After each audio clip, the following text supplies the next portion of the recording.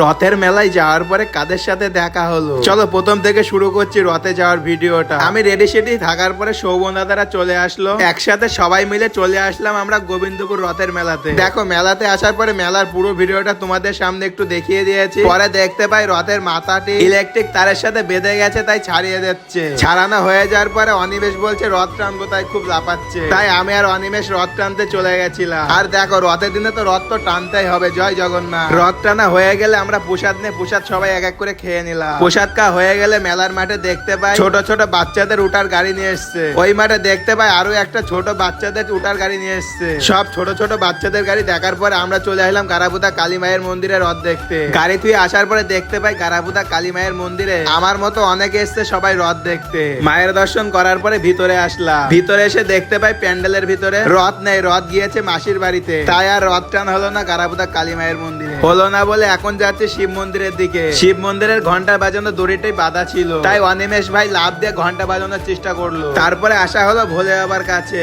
ভিতরে আসার পরে প্রথমে রাধা কৃষ্ণকে দর্শন করলাম, পরে দর্শন করলাম সবারই ভক্ত মহাদেবকে। আর তোমরা যেন কমেন্ট করতে যেন ভুলো না, হর হর মহাদেব। পরে ছিল জগন্নাথ। জগন্নাথ কিন্তু এখন ঘরের ভিতরে নেই, এখন জগন্নাথ গিয়েছে মাসির বাড়িতে বেড়াতে। ওই শিব মন্দিরের ভিতরে আমার কিছু কলেজ লাইফের বান্ধবীর সাথে দেখা হয়ে গেল আজকে অনেকদিন পরে। তাই বান্ধবীদের সাথে দেখা হওয়ার পরে দেখো দেখতে পাই বাওয়ারের ভিউটা কত সুন্দর লাগছে। তারপরে আমরা গারাপুতা মায়ের বাড়ি থেকে চলে আসলাম বানেশ্বরপুর রথের মেলাতে। এখন আমরা সবাই মিলে হাঁটতে হাঁটতে মেলার দিকে যাচ্ছি। হাঁটতে হাঁটতে বানেশ্বরপুরের রথ দেখতে পাই। রথ দেখে দেখতে পাই ভোলে বাবাকে।